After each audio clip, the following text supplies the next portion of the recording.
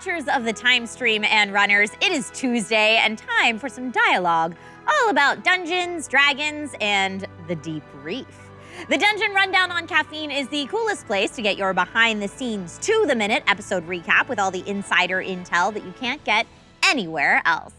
Tonight, we have the pleasure of welcoming the warlock with the best dance moves on bingo, James Quillis, played by Morgan Peter Brown. Oh, thank you so much. Yay, welcome. I still find it hilarious that the dance moves of James have become like canon as much as they have, which was all on a nat 20 on a performance check randomly. Right? There's a plaque to commemorate it. I know. Yeah, here's the magic of D&D. World-renowned dance moves. Watchers, if you have been on Twitter recently, you may have seen Jeff Conatus tweets about his upcoming surgery. We are sending Jeff lots of love for a full and speedy recovery here from Caffeine in the Dungeon Run Studios. You can see some tweets right now on the screen. It's Sean Kelly, Ed Burton. Thank you guys all for sharing your love on the internet. Iggy Star, you guys are amazing. Steve Dennis, thank you. So I know a lot of you may already be aware what's going on due to Twitter, but in case you're not, Jeff is recovering from surgery. And if you want to help partake in his recovery, you can currently visit thedungeonrun.fandom.com, and all proceeds from the sale of Dungeon Run shirts this week will be donated to the Children's Eye Foundation in Jeff's honor. That's fantastic. Okay, perfect. So yeah, this is a little video about the Children's Eye Foundation and the good work that they do. For those of you who don't know, I don't know if we said it, Jeff's surgery that he's recovering from is an eye surgery. So that is the connection there. And for the first time on the rundown, the guest DM leading our cast on a new limited adventure while Jeff recovers. It is my great pleasure to welcome D&D lover and good friend, Amy Vorpal. Thank you so much for having me. Yay! I thought this was going to involve a lot fewer NDAs and a lot more big, beefy, muscly men telling me to shut my mouth. That's how I envisioned There this. are big, beefy men around here? No, that's what I was expecting, okay. though. All right. You be quiet. I was like, Say nothing. Quit calling Alex beefy. Come on. To be fair, you have been very good I've been a about good girl. keeping it hush-hush. Yes, I have. And not telling anyone. So everyone is super curious about the new adventure, Amy. But before we jump into that, I want to know about you. So where might people watching the program have seen you before on the internet? Well, I'm no stranger to caffeine.tv, first and foremost. I host a show called Live from the Eighth Dimension that is Thursday nights at 6 p.m. Excellent show. And it is filmed completely in VR. I puppet a VR character who looks like me, and we all are doing this live. So we're live streaming VR, but you watch it on your browser in 2D. It's like live animation. It's so fun. It's a talk show, but also narrative comedy show, super fun. If you imagine 30 Rock, except if the skits were actually live. And you were in space. And you're in space and trapped against your will, and the writers can do terrible, terrible things to your character. So exactly like 30 Rock. Exactly like 30 Rock. I'm also, you might have seen me on Nerdist, hosting all kinds of varieties of things, including Nerdist News and Geek and Sundry, playing games that even in the past, Trisha, with you. I know. Yeah. Well, the first time that I met Amy, we were playing Dungeons and Dragons together on Saving Throw Show. That's right. Years and years ago. Yes. Even before Nerdist and Geek. You're right. And you actually got me into this whole geeky community online because I think of one Marilyn Monroe impression is what you said. You were like, oh, she's kind of funny. Maybe she can also write or something like that. Well, no, we were playing D&D together, and yes, you let out a fabulous Marilyn Monroe impression in character in this game, and I was so impressed. And then I saw you perform at the Groundling. That's right. And I was like, ooh, now I know she can write. And so I was hosting a show for Comic-Con, and they needed a female writer that knew the space. Yeah. And I was like, Purple's who you need. I played D&D with her. She's amazing. Yes. The rest is history. And the rest is history. The river runs deep. A lot. The geeky, nerdy river runs so deep. Yes. Anyway, so thanks for that. And also, yes, it's gonna be super fun. And I think that's where you can find me. I think that's That's my deal. Okay. Well, I'm super curious too because we've only known each other a short time now, but Yes. we're very fast friends. A very important You're short time. Incredible, yes. But no, as I've been doing my homework about you, I've uncovered. Yeah. No, there's a lot of you out there on the internet. No, that sounded terrible. No. What I mean is Not lewds. That's that's not what I mean. No. No, more of how cutthroat you are in both your GMing and your gameplay. Oh wow! I mean, There's a YouTube from Gen Con, I think a year and a half ago, of you playing Munchkin with Travis McElroy, Matt Mercer, and Ashley Birch, yes. where you become the villain immediately. Immediately. And I was like, oh man, Amy will destroy you right away. No, when you're dealt the cards, you have to play them. Yes, you know, yes. and I was dealt. Don't let this nice face fool you, is what I'm going to say. It was a weird, strange, but inspired move immediately. Yeah, so that there are, Maybe it was just role-playing. what I picked to watch of some of your previous like playing and jamming, where I was like, oh man, Amy D-gaff. Well, y'all, just having watched Dungeon Run, you're kind of targets, honestly. Like y'all. Yeah. No, that's fair. No. Like, I've seen enough to know that y'all. Wait a minute. Yeah. Are you the username you've had it too easy? Because there is that username. I already am friends with that person.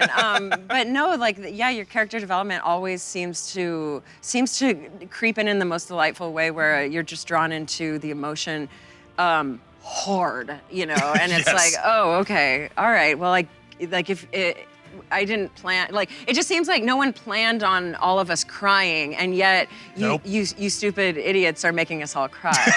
So, yeah. Thank you. It's really, the improv on the Dungeon Run has been quite emotional, more so than people Yes. suspect. So with that being said, Amy, and we know that you think everyone's a little squishy, so I'm excited to see where your adventure goes. But what can you tell us about the adventure that it'll be our cast of characters our cast of players with all new characters, Yes. correct? Yes, that's right. Yeah, that was decided pretty early on that it should be a kind of a record scratch stop.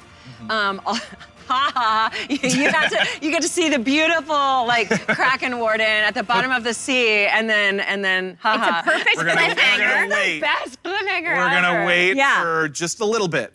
Everyone Yes. will wait around very patiently for Jeff's return. Yes. But in the meantime, Yeah, full this- stop on everything. Full Yep. stop on force of good. Full stop on force of evil cards. Full stop on the character, and then we're gonna just start as if we had never met each other in Right. this brand new scenario that we are playing in. Of maybe you heard of it, the Feiwild. Okay, so it doesn't take place in Ain. It does This not is a take whole place different- in okay. Ain. It does not. It takes place in the Feiwild, which, if any of you know, well, even if you don't know D&D, what it is the material plane is what it is, and then Feiwild is like another plane that exists in the same fabric, but on a different plane and on a different dimension. And it's basically thought of as, you've heard these storybook tales and fairy tales and stuff of ghosts, but pixies and gnomes, and it's where those things are actually true. And it's probably where, the fairy tales and the storybook characters actually did come from. And Rapunzel did live there, and Thumbelina was probably born in the Feywild. So it's any sort of magic you can imagine, plants, trees, inanimate objects, fairies, anything can come to life and not be what you expect. So you see like a placid lake, and that could easily turn into a woman's mouth who speaks to you or eats you, like equally dangerous or lovely. Lewis Carroll time type of stuff. Lewis Carroll, yes. David Bowie, yeah, Yes, God. puppets. Yeah, I say David Bowie, I mean No, I Darkness. love it. So does this yeah. adventure have a title, have a name for the? It does. It is called The Mending of Magic. Has magic fallen apart and it needs to be put back together or something? You of that nailed it. nature? Oh, nothing gets by you, Trisha. Okay, hey-o. She's a pro, folks. Score one for me. Yeah. Will it be 5th edition D&D? It is all 5th edition D&D. Okay. That's the one I'm most comfortable running, and I highly recommend it as a system. Grew up on 3.5, but as far as storytelling and streamlining, the flexibility of rules and kind of where, I don't know if you've heard, the rule of cool can kind of easily slide in. It's like, sure, sure, let's see if you can do it with a die roll. 5th edition is kind of lends itself to that. And also, like, I'm no stranger to these Force of Good and Evil cards too. The audience freaking makes 5e actually makes it work in 5e somehow with their crazy, random thing. 100 bunnies shows up and you're like, yeah, okay. And then like I guess we're a die roll away from making this like actually grounded and make sense in the world. Which sort of lends itself to the Feywild anyway. Absolutely. The absurdity of it. Yeah. Yeah. Like it's like whatever you see, it may or may not be what it actually is, and could change sides. Not unmotivatedly, but definitely really quickly. Yeah. Very cool. Morgan, so excited. Can you reveal any details about your new character? Yes. He is my first druid that I've ever played. Ooh. And he's a centaur. Yes. So yeah, we're going full Feywild. Full Feywild. Not all of us are, and not every. I won't give away anyone else's. It's not my, it's not my place. I think Jessica just revealed hers in chat via emoji. Yeah. So you need to figure it out. Jessica's been dropping hints on Twitter as well. I think as well. But so I'm so excited to play around with this guy for a few weeks. This was really just the amount of time, like the very quick turnaround of like how this all came to be was incredibly supported by the cast. It was like there was no, every time I talked to another person, it was like, oh, I feel less anxious. Like everyone, especially the players at the table, I think 4 out of 5 of them are dungeon masters. Everyone had these incredible character concepts, and then on top of that, I think it was Morgan, but we hung out Sunday night, like to just chill. Yes.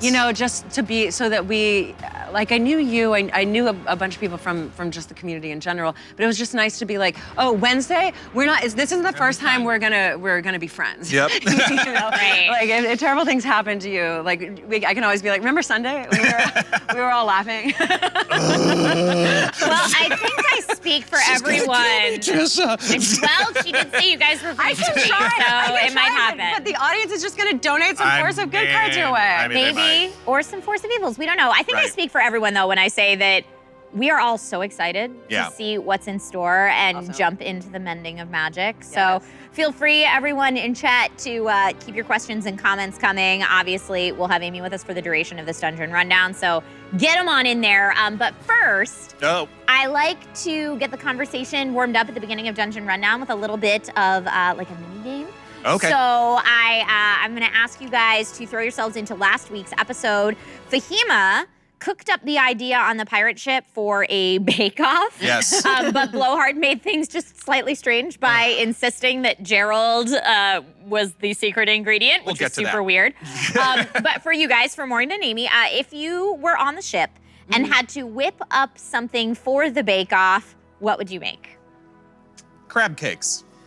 Okay, because they're readily available. I mean, that's almost too easy. No, I should think of something more imaginative. Ooh, no, I'm gonna go on your unimaginative train and say. Come on aboard the unimaginative train. Thank you, I will. Saltwater taffy. Oh, there you go. Saltwater taffy. I think there's definitely some like honey and salt water. We could set aside a whole room that was just for the stretching of it, and just like turn the bottom level of the ship into the Wonka factory. And I guess it's not baking, but arguably I could put that in an oven and call it baking. But I wonder how often pirates get sweets. So you might win everybody over just I think with I would that. win everybody over. Right. It's one of my favorite treats. I've got a big sweet tooth, so. Okay. Yeah, you want to change your answer? All right, I'm Morgan, just thinking if there's up your anything game. else. Up your game, man. Okay, all right. And no humanoids were harmed. In No. making Let's go. saltwater taffy. Yeah, right. That's a good point. We could go. No, I don't know. Oh my God. Roast seagull. What if? So this would be like a quest I would go on, but like harvesting seahorse eggs and making like a sort of caviar thing Fascinating. with it. Yeah. All I thought of was that aren't with seahorses the males the one who lay the eggs? And that's why I would take their babies directly from them. Whoa! Yeah. Weird turn. Yeah. Go Go down Anyway, deep, Google. You want more of this intensity tomorrow night? I love it so much. Saltwater taffy, caviar, and crab cakes. And crab cakes. On the bake-off, it's perfect. Folks at home, there's no way you can keep all this fun conversation to yourself, right? So make sure that you hit that share button to get more people on the Dungeon Rundown train with us tonight. And while you're at it, make sure to post that question or comment that you've had on your mind all week because it could earn you some Dungeon Run swag. So the end of last week's Dungeon Run had our adventurers finally making it to the ocean floor. But before we dive deep into their quest, Well played. like that? Well played. Thank you. Take just a few beats to freshen up on episode 18, A Way Down, now. The tardy plunder set sail once again, beginning its 2-day journey to the edge of Deep Reef. And the team regrouped at Claudette's request inside her chambers in the forecastle. It was there that she revealed a shocking new bit of information. The warden was not just in the Deep Reef, but at the bottom of it. Did I mention it's very dangerous in the Deep Reef? Yeah, I just want to know what the best way, if there's any chance of getting out of the Deep Reef alive. Merfolk might be able to escort you down. I don't know. I don't know. Listen, I don't want to speak for her. Rochambeau. Oh, Rochambeau. Oh, what is this? Right. Rochambeau. I beat you. One. I beat scissors. Rochambeau. Ooh, I beat 1-1. scissors. All right, here we go. Rochambeau. Yes! So I team. Me, the captain of the Whitebeard's Pride. Sounds fitting. Change it to Whitebeard's demise or mistake. Oh, wouldn't that imply that I'm Whitebeard's mistake? He made a mistake in angering you, yeah? I would say that, yeah. One of the reasons why we went to seek you was because we're going to the Deep Reef, and Blowhard said that you were the best there is. And we needed someone like you to man the helm so that we could navigate those rough waters. I've been there You have. and back.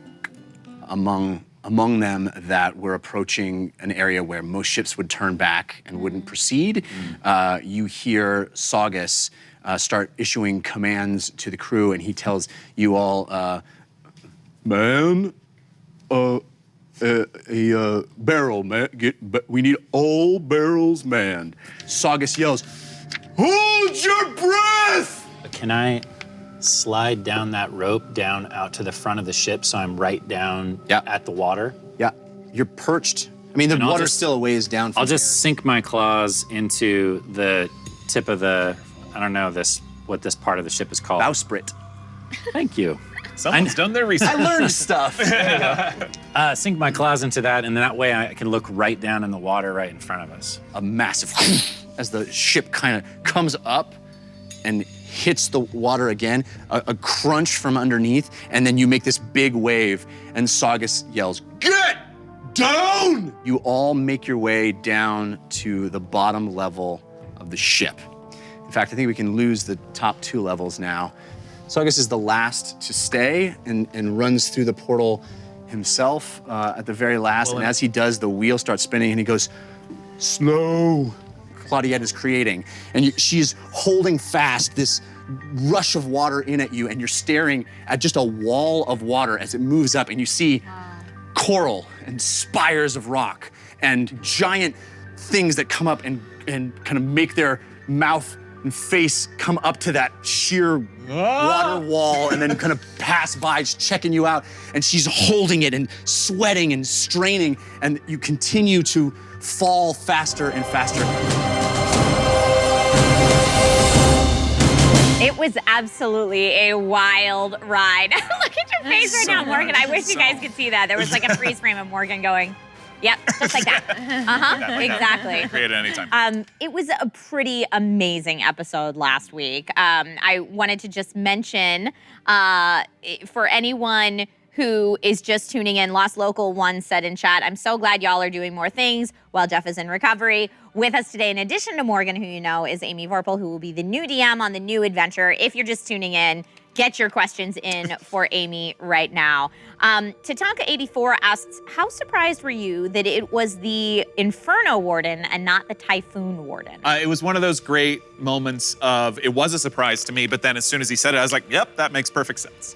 Yeah, you know, you got this massive fire beast, how to neutralize them best, drop them to the bottom of the ocean. I was like, oh, yep, that makes sense. So it was, but yeah, I was genuinely surprised. I had even written down in my notebook, gone back to episode 6 and gone like, all right, who was the Typhoon Warden? And I had that prepped and ready. And I was like, oh no, it's not.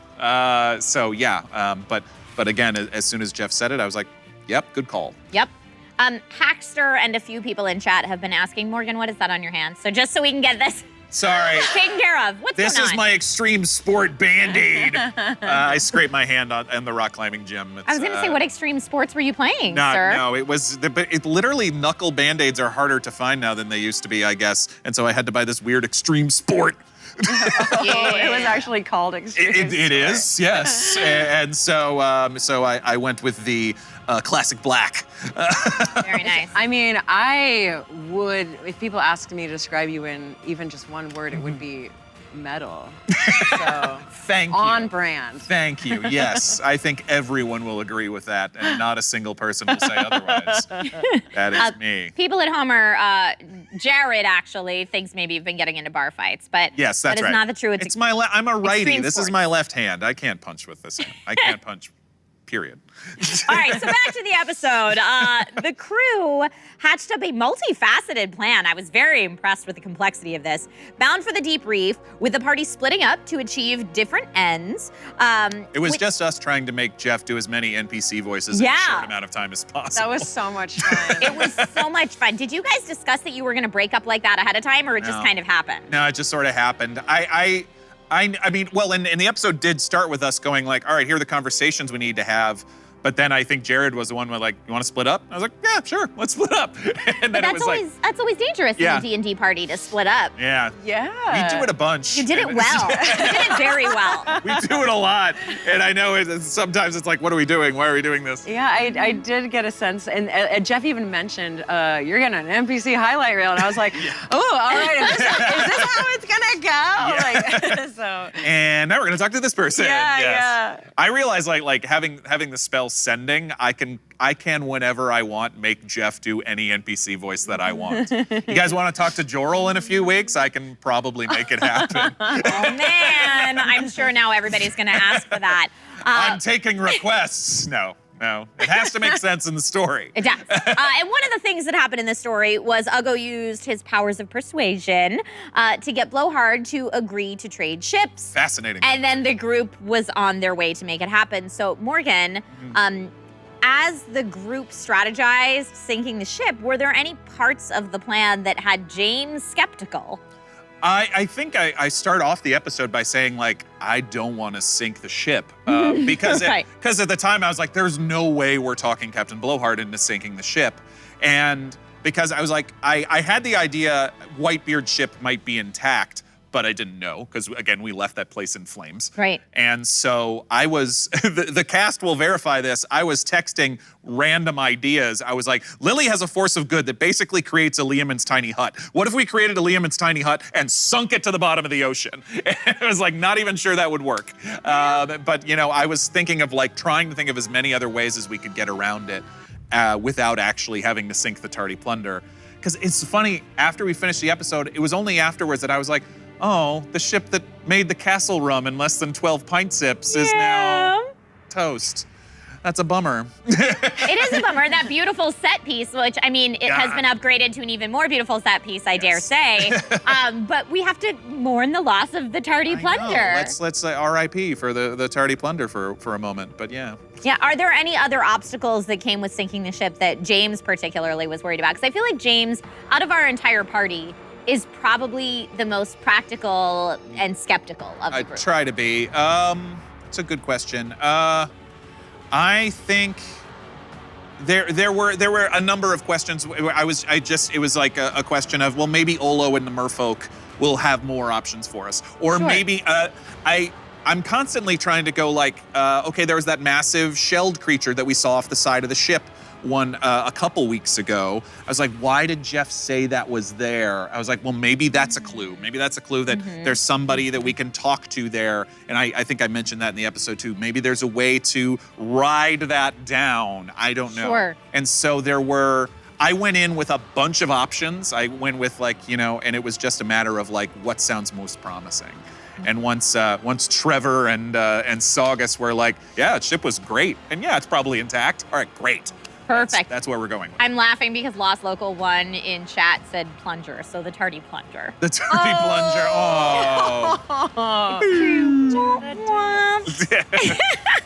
Yeah. Amy. I was gonna say like it's such a huge move, and I feel like it was super honored with the RP and like the time that it took. It was like it never was like, yeah, this is what we're doing. All right, go. Like just that kind of interaction and like I don't know, just the honor it was to the story that all the players gave to just this huge decision. Right.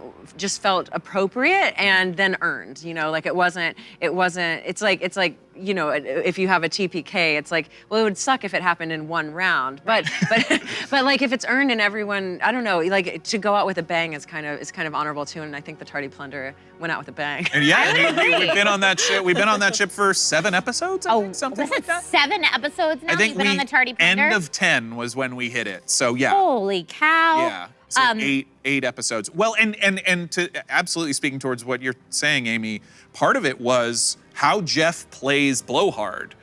That Blowhard must be reckoned with. Yes. He will never be a movable piece. I mean, hence the name Blowhard. And I'm sure we'll get to when he's wanted to cook Gerald. And I was like, yeah, I mean, we'll get into all of this. I think Blowhard is a very tough person for James specifically to deal with because you can't reason with them. You cannot reason with that guy. And at a certain point, I was like, what else do you want out of this, man? Like, you were getting a massive ship. You were getting a ton of gold. What else do you want? And Jeff says it was like, I want you to bow down to me. And I'm like, this guy's a jerk.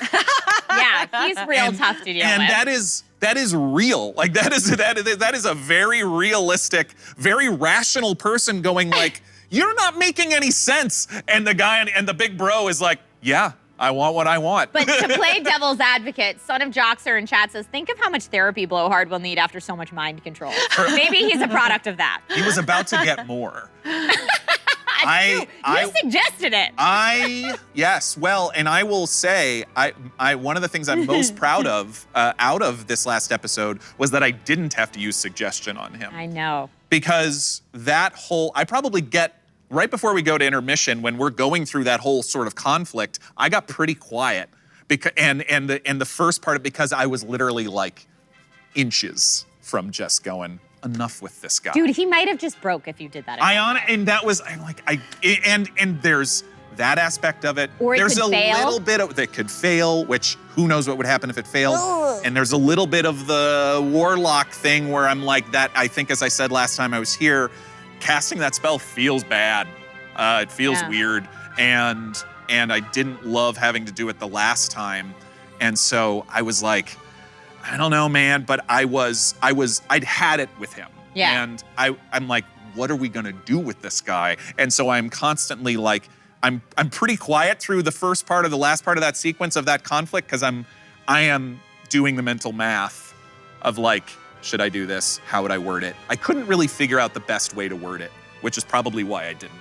Well, and honestly, it's that conflict within James's character that everybody loves to see you role play. Yeah. So keep it up. No, it is what we talk about. We had a very long warlock talk on the Discord this week, and it is kind of about that draw to darkness or whatever you want to call it, and I think James is doing his best, and so the fact that the team found a way, and I loved that we brought back the Flumpy Bank. I love that we brought back Feisty Gale, and so, but I had my hand on that fire alarm of suggestion like the whole time. If you needed to. I was literally like, say one more time. Say one more time you're gonna cook the centipede that I saved. I kind of wish that James said that. I kind of wish there was a James moment where he was like, look, just one more time. Right. And it's also ironic as all get out that Centipedes gross Morgan out big time. They're super gross. Who wants to eat that? But there's empathy with I with know. someone that's not even trapped and made to fight against its will. No, exactly. And it was like, it was this You're very. gonna suffer in the Feiwild. Oh, yeah. Oh, really? Go on. Great. I love that. So we've already established that the Mending of Magic is going to be a little bit harder on our players than we've seen before. Yay, Amy. Bring the tissues, kids. Right? Amy, I want to ask you, though, as a DM and also a fan of the dungeon run, what do you admire the most about our adventuring party that you're about to work with in situations like this where they have to loaded sink the question. tardy plunder, they're getting into like crazy areas that they don't know. What are Yeah. you most looking forward to, I guess, for working with them based on what you've seen in the dungeon? Well, first of all, you know, jumping into this and like being even asked to be the DM, the first thought is, but those shoes are unfillable.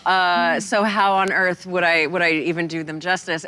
Because it's like it's so magical and like the just from everything, the production value, the characters, the actors. I don't know how this party has managed to avoid so much. Like there's zero crosstalk. Like everybody's so like respectful and like so I don't know, like it seems to be this well-oiled machine, and for me to step in Luck. Pure luck, to be honest.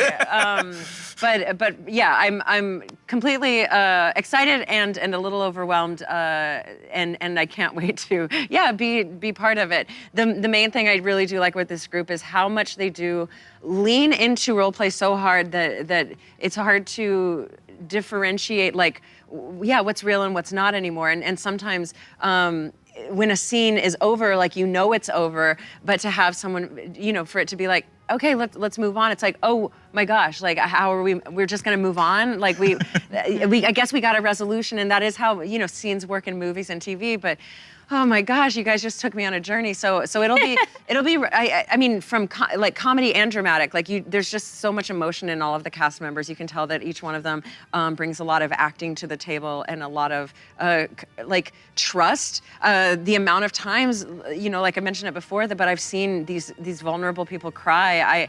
I'm just like, this is insane, and I mean, I hate to say like, oh, I hope they cry with me too. But there's a little bit of that. There's a little bit of that too. Like I love to feel things, and I love D&D because you are able to tell a story like that. So if there's empathy for a centipede, like, you know, keep that up. And I don't know. Yeah.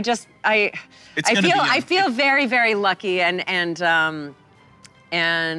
yeah, a little, and there's a little bit of like, I hope I deserve this too, because it is a magical thing to watch. You're gonna be amazing. Yeah. And it's gonna be awesome to be a part of it. I was gonna say, like, it's incredibly flattering. Thank you. Yeah. You absolutely are going to be, I mean, it's a creative group too. Yeah. Like the amount of times you just bring to the table, you're like, I wrote this, or you know, like these rhymes, or like even on the spot, you have to, you know, sing or say things or dance, or like they like create things out of nothing. Everyone's just so down for it. Well, Son of Joxer in chat says this cast totally commits to the bit, and I think that really brings it together. Absolutely. I think I don't want to interrupt. No, go ahead. No, I think to go off what you said a little bit, it was something that we tried to nail with each other from the get-go, which is like, choose to trust, choose to have patience, you know, like, and commit. And it's, so I think that helps us be more giving to each other, was just sort of like, we're all gonna get our moments, be patient, play it, commit, and trust each other. Yeah. And it was so awesome. I think Jeff actually worked that into the story. It's Diptha, I think, said it in like episode 3 or something like that, which is like, you know, you have to trust each other. And so trust has become a recurring theme throughout the whole story so far. But it is probably the most important aspect of this work that we do with each other. And I trust you absolutely, you know, and so this is gonna be amazing. Cool. I'm really excited to see how it's different, and to see like what also carries over in terms of commitment and in terms of committing to the bit or what have you. So I'm thrilled. Honestly. Yeah, but yeah, like I guess to shortly answer your question, I'm mainly interested in seeing how they role play through some of these problems that are showing up in this magical land. So asking in chat about all things the mending of magic. Right now, chat is going crazy trying to get our cast members who are active in chat to reveal something about their characters. So I tell you what, everybody at home, it's Christmas in August, and right now on the Dungeon Rundown, we're gonna get everyone to admit something about their characters. To start it off, Patira Stormblade says, I hope someone plays an evil character. So let's see, Jessica Lynn Parsons in chat says, what? That's right. Tell us, everyone who's in chat right now, tell us something about your character. You don't have to spill all the beans, but at least tell us something here on the Dungeon Rundown right now while we're waiting for those to come in. Morgan, you have already revealed that you're a Centaur Druid. Is there anything else you want to tell us about your character? I've said that. I don't want to say much. I'll give them a little taste that's going to be revealed pretty quickly, and not really spoilery. But the organization of the beings and creatures and everything in the Feywild fall into 3 different parts: flora, fauna, and Fey. And so you get your animals, sentient plants, and then on top of that, the kind of humanoids / pixies and fairies and other things. Halflings like centaurs and satyrs kind of choose. And obviously this isn't necessarily a hard and fast rule. Everything in the Feywild is kind of whimsical and hard and fast is not the Feywild. Hard and fast is not the Feywild, but it's kind of fluid. Maybe one day they identify more as fauna. Maybe one day they identify more as Fey. And anybody who's following like the hardcore rules, the way we're treating beast, or when I say flora, that'll probably be a plant. When I say Fey, that'll be like a Fey creature. And then if there is a beast or something like that that is actually Fey, like everything's pretty much Fey. But it's just in this community, these are the words and categories that they're using to break down. So I actually have asked you, and I think you might want to share this. It's like, which does your character identify more with? And time out before we do that, only because I can only keep up with so many of these. Yes, Jared has revealed in chat that he's a knight. Ron has revealed that he's a gnome wizard fae anthropologist. And Jessica has revealed that she is an Aasimar cleric. So that's what we're dealing with so far. And I think Katie's in chat. Is Katie around? Let's see if Katie's around and what she wants to reveal if she is around. All right, continue. I think the take that you and I talked about with centaurs in this world is kind of, they sort of see themselves as the pinnacle of Fae and of fauna because they are both, and so I think my character and the place he comes from is sort of elitist and sort of, we're the tops because we're the best of both worlds, kids. And and so I think coming from that sort of place, he may be a little bristly from the get-go. I also joked that I'm probably getting the Jared K. Jack Award this time around for most sexily describing my own character. Oh my gosh, not only describing it, but the mini too. It's like, what are we doing here, everybody? The centaur, people who make minis, centaur minis were all like the most ridiculous.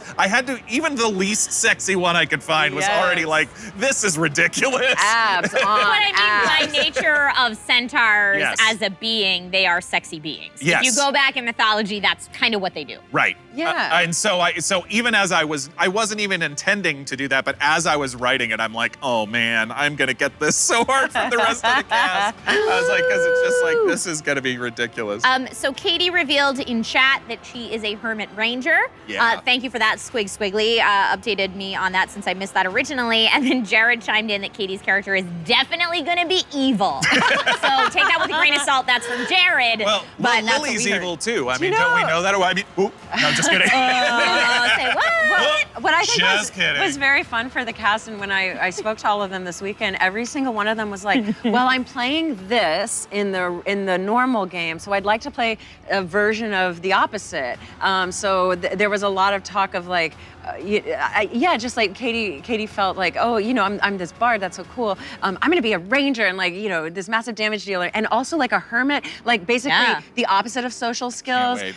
So there's it'll be, I think, really fun for the audience to see their favorite players do something totally different. And I think we can also look forward to some character voices that I've heard some already, and it is it's gonna be a blast. Yeah. Oh, I'm so excited. I've heard Ron's, and it's incredible. I love the team. There's I'm commitment. not sure There's I've commitment. heard any of the others, so now I'm really curious. Yeah, the Wookiee King says Ron's voice is going to be great. So we're all very excited. Yes. Jessica Lynn Person says you've heard mine. I don't know what that's referring to. Maybe that's a little hint that. Okay, maybe I have. I have. Okay, got it. Yeah. Okay. Yeah. Okay, cool.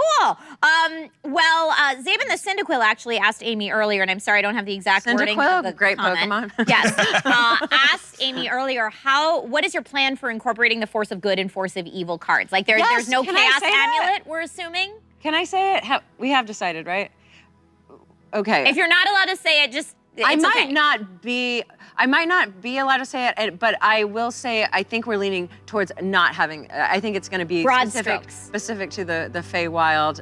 Okay. And playing a little bit on the way to describe the life force of the Feywild is very much like how weather and life force is given on our material plane is the sun. So you can make a lot of things depend on the sun and the moon and the way they interact with our planet. On the other plane, on the Feywild plane, magic is the life force, and magic is a fickle lady. So she is she's got some random stuff up her sleeve, and I think that's how we're going to incorporate the Force of Good and Force of Evil cards. Very It's cool. randomness, yeah. Love it. And we should encourage people to start submitting ideas for that That's now. a good call. Yes, right? please go through. I mean, if anything you could possibly read about the Feywild, even just a quick one paragraph Wikipedia, it's probably true. It's probably canon. It's all so fun and very world building. Anything that sounds majestical, magical, that came from a Disney movie or something, even like darker, a book that you read, or the talking animals. I could just go down the list, but anything like that, fair game, totally fair game. Yeah, Ron followed up in chat with Faye is the mischievousness of devils, but a bit more innocent and playful. Yes, just as deadly though. I was going to say, I wanted to. It's just as dangerous. Yeah, it's the storybook aspect is absolutely there, but especially from talking with you, it's been like, but we're gonna get dark too.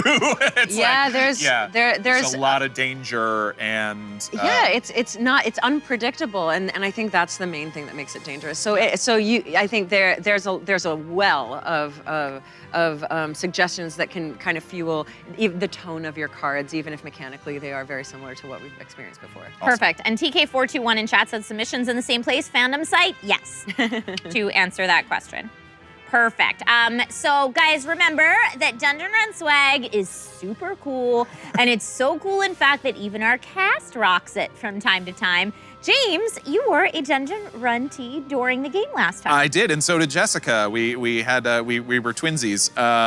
Yes. Same shirt? Yeah, I had a maroon Lord Ereband, and she had the black Lord Ereband. Did you plan that? No. No. Yeah. In fact, when she showed up, I was like, "What?" Yes. No, it didn't. But yeah. Perfect. Yeah, I also love the Life is Pain, and shout out to the Candle Queen, yes, who also works on the show that I host on Thursday very intimately. We're there all the time together in our VR box. Amanda's the best. Amanda, if you're gonna, I don't know, if you're gonna get a shirt, holla to the Candle Queen. 100%. That's right. Yeah. All right, watchers. Make sure that you keep posting your comments and questions throughout the night, and who knows, it might earn you something nifty in your mailbox, maybe something that's swag related like that we just talked about for a little while. So now, despite being a half orc, Uggo is pretty charming. So take a few moments to watch him use his gift of gab to get in Blowhard's good graces right now. Thank ye for killing the Whitebeard. That's why I want to talk to you, but drink, Mug. You Whitebeard. So he gets the little gnome echoes of giggles, and he puts a smile on his face, and thinks of Prim.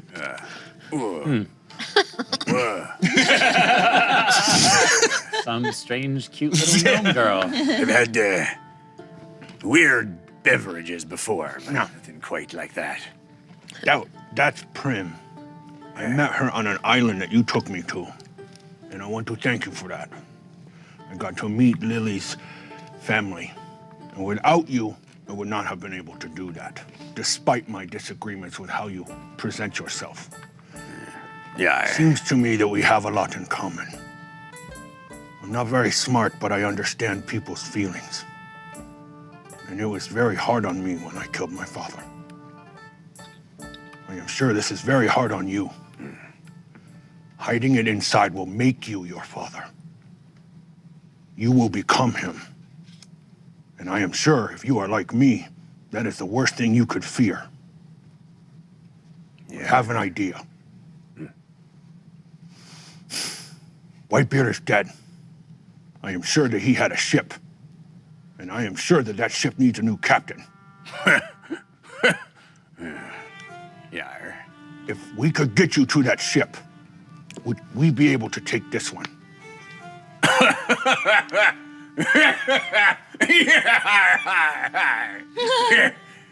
Yeah. Well, the heroes of Bingo. Huh? No one said they didn't have courage. No, in fact, the opposite. You waltzed into Whitebeard's jutty. Mm-hmm. And you did the thing I've been trying to do my whole life. And you come out easy as shepherd's pie. And now you ask for me ship. Nope, did not ask for your ship. Asked to trade. You trade? Yeah. Trade me ship for me Da's ship. Yeah. Yeah. Here's why I think that's the case. And he pulls out a flag. The flag has a orc fist with thorns wrapped around it with a black cross over the back. This is my father's. I am proud to own this because it reminds me of the thing that I have done wrong and reminds me and propels me to stop doing it, that I will not become my father, and neither should you. That is why I think that the ship is very important to you.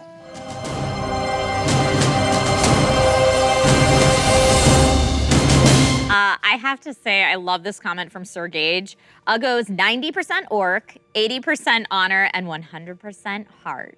Yeah. And I think And that's 20% very therapist. Yeah. Welcome back to He Uggo. understands, yeah. Daddy issues with Emotional Dr. intelligence, Uggo. yeah. I know. Speaking of Uggo, if I may, on 8th Dimension, on Live from the 8th Dimension, this Thursday at 6 p.m., Uggo will be a guest on my show.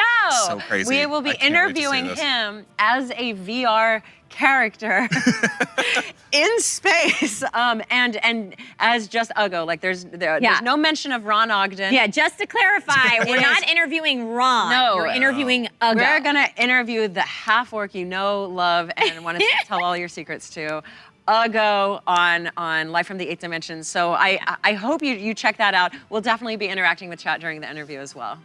Awesome. I'm very excited to see it. I haven't seen the character model yet, but I can't wait. It's going to be great. It's going to be great. So while sinking Blowhard's ship was a huge moment in episode 18, watching Jeff reveal the Deep Reef model was even bigger. I think it blew everybody's mind. So Morgan, in your shoes, what was going through your mind when Jeff took the entire group of players into the secret room? Like, did you smell this Yes. coming? I said it felt like sleepaway camp. Like we were all gathered around the campfire. That's right. It was like such a fun. Were you mechanic. like, wait a second, something's up? Yeah. No, there was enough of my brain going on. It's like, I think I know what's happening behind me. But I had no idea. I had not seen this. The crew does an amazing job keeping everything from us until the moment that it is shown.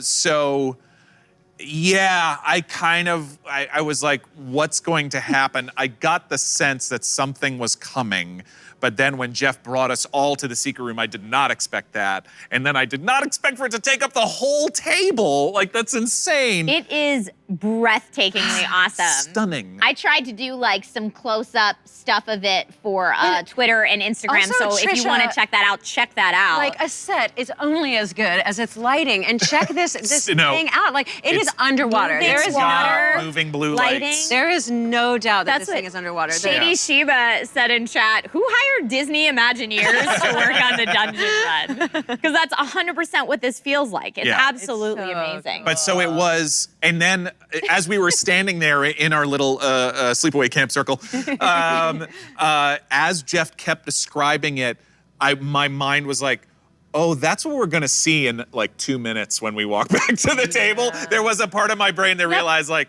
oh man, when he's like, and there's this giant beast around the flame warden, and you're like, It's happening. and so I was like, that's gonna be on the table, isn't it? And it was like, yep. So is the Beast and the Inferno Warden the most impressive part of the map to you? I mean, that's the first thing your eye goes Right. to. For me, it's always the little details, always the like, when the thing that you don't see immediately, but you're like, all the creepy little bodies that are under the dome are, will freak you out. Are those body parts? Yep. I didn't even realize that till right now. Oh yeah, and little Margaret Dumblestuck right there, bless her, is right there doing God knows what. Let's hope nothing too grim, but it sounds like probably. Yeah, that's a terrible tease to put that many right there. You're like, no! Just right by all the gnarly body parts. Yeah. Super gross. Amy. Yes? I don't know if you can reveal this at all, or even if you know the answer I to know this what you're question gonna yet. ask me. But What's no your pressure, massive no set gonna be? pressure. No, no. Can we expect set pieces and visuals like this for that your was one of campaign? my first questions when they were like, "Can you do, like a shorter, what we called a dungeon sprint?" Yes. And Dungeon sprint. and I was I love like, sure. Also, I've seen some stuff walking around in the studio. These. What are you gonna do for me? These enormous, like really built Barbie men, in cages and Wardens? Yes, No. wardens. No, Barbie men is what we're Barbie calling men, them from and here like on out. so many comments about the details of the ponytails and stuff like that. I'm like, on what level? And so the truth is, I have been told to get them a wish list, and that's as far as things are gonna go. So I am going to try to make it doable and still creative in the thing that I want. So I have.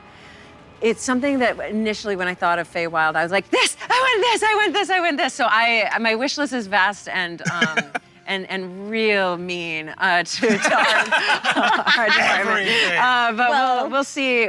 Mean to the art department just based on but after seeing this, it's like we'll see is the answer. I'll wish that they're big up to and the then challenge. I know they're up to the challenge. Yeah. But yeah, we'll see. I don't know, but I have been given leave to describe the thing that would make me very happy. So. Awesome. And a little more dungeon rundown BTS, because we're all so obsessed with these set pieces. We want to see a little bit of that creation process. So Jeff shared a sketch of the design that he sent onto Barnyard FX of what this would look like tonight. So this was Jeff's idea made reality. And when I initially saw this sketch, my first thought was, from most home games, that piece of graph paper is all you would ever get. And you would be so fortunate to have that. You're like, wow. Yeah, it's absolutely true. And instead we get this living, breathing set piece. Very nice. Are you kidding? That's amazing. Very nice. Thank you for that, Jeff. But yeah, we definitely Get that image out of your head ever now. That's how Jeff's recuperating. Yes, exactly. Like that. That was a live feed to Jeff's bedroom right now. But yeah, I mean, on the rundown, we want to have more kind of BTS content like that. So make sure that you tune in every week to the rundown, so you can get little tidbits like that. And I do just want to remind everybody that may have tuned in more recently that there is swag up for grabs, and we only have a few moments left until the end of this week's rundown. So make sure that you get those comments and questions in, and someone might be getting a new shirt. I have a question here from Dr. Sparks. when you entered upon this, did anyone expect Lily's mom to be there? Did you see that coming? So in the craziness, in the moment, I had forgotten about Lily's mother and her sisters. But I think there were clues or there were things that I'm like, I think they might still be alive. I hoped they might still be alive. But in the insanity of sinking the Tardy Plunder, in the insanity of dropping down to it, she had gone totally out of my mind. Yeah. And I think that was probably most of our experience. And then it was like, oh yeah, and there's Lily's mom. And you're like, and then it just comes crashing back into your brain and you're like, oh wow, stakes are so high. Yeah. Katie says, forgotten in chat. I don't know your mom. But also, so this one, I actually don't know the answer to this, so maybe we can get one of our off-camera wardens to answer this. But is Ereban still going to be narrating the show during the break? I would assume yes. I assume, Probably yeah. is the official answer. Perfect. Thank you for that. You know Amy, you can't leave Ereban out. He must be reckoned with. This is a question from Lord so Grain funny. for Amy. I love Lord Ereban. Will we see your version of a nightmare pegacorn in Oh your my gosh. fae? I love that so much, and I want to. I guess my answer is going to be, my gut reaction is no. I want to do something that's like totally different, not step on too many toes, not really harken back to too many inside jokes, and have our own thing. That being said, flying mounts are all over Feiwild, so who knows what they could encounter. But I mean, pegacorn, like, mix and match beasts. Guys, when you're running home games, do what you want with things. Like, Sure. Just mess them all up. Make it fun. I had a DM once turn basically a gibbering mouther into, hey Dave, if you're watching, you're awesome. Turn What up, Dave? into the monster from John Carpenter's The Thing. Ooh. And it was gross. And it was like, gibbering mouthers are gross anyway. But it was like super gross. And at a certain point, as he was describing it, I'm like, are we in The Thing? Am I Kurt Russell right now? Like, what's happening? I will say that before anything, I did run lots of stuff by Jeff just to like kind of get his blessing. His initial reaction was, do whatever you want. You're amazing. Right, because Jeff's the best. Yeah, because he's the best. And I just was like, well, let me think of just some things that wouldn't. You just want it to be like, if it's going to be different. If Sure. all the players want to play opposite characters, I also don't want to bring them into like another kind of similar world. So we both agreed that Feiwild was like a good solve for that. Definitely. Very nice. A question from Cosmic Candy says, Trisha, what does your shirt see? I just see a lot of improv. Sorry, my hair's covering it. It says a little bit of luck with a D20 right here, some math, and a lot of improv. Amazing. It's a nice little low-key D&D nod for those in the know. Some math. You know. It is impressive when you do your math thing. It's like I'm like, yes. I'm yes, so yes, happy yes, that numbers, yes. that is on the internet forever now. Is just my ability to add things quickly. It is. Yep. It's a glorious sight to behold. I'm Thanks. that person in my D&D party too. I'm Yeah. the one with the maths. Nice. But guys, it's a whole week after the last dungeon run, and we are still absolutely in awe at the magic from the mind of Jeff Canada. So be ready to pick your jaw up from the floor and watch the adventurers see the Inferno Warden for the first time now. The warden on the ocean floor. Are you kidding? Oh my god.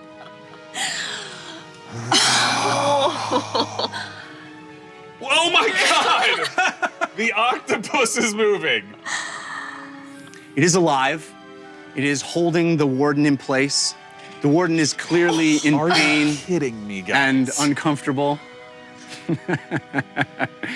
I love you guys. And there's wreckage down there. There's a boat that seems to have wrecked, and this massive bubble that seems to have activity inside it, seems to have life inside it, and you stand there on this precipice, looking out over all of this beautiful bioluminescent this plant life that is in this valley down beneath you, below you.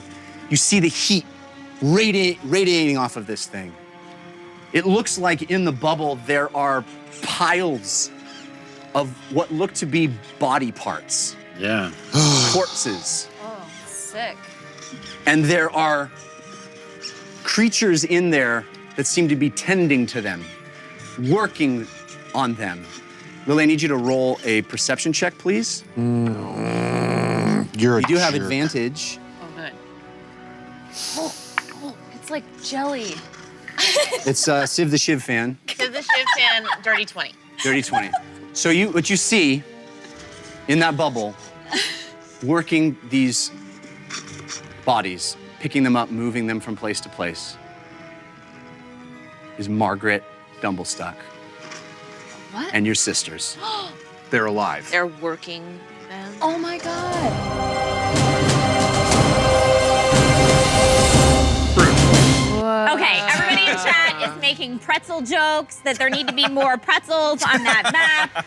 Pig Stan says, greatest prop in D&D history, and I can't help but agree. Half-Blood Phoenix Fire says, I am so worried for Lily's mom and sisters. Yeah. Yeah. This is where we are leaving things. What a cliffhanger. That's Yeah. sashimi still alive on your plate. That thing, that thing's a wiggly boy. It most definitely is. So watchers and runners, you guys have done an absolutely amazing job sharing your comments and questions tonight. But one viewer gave it their all and earned some swag.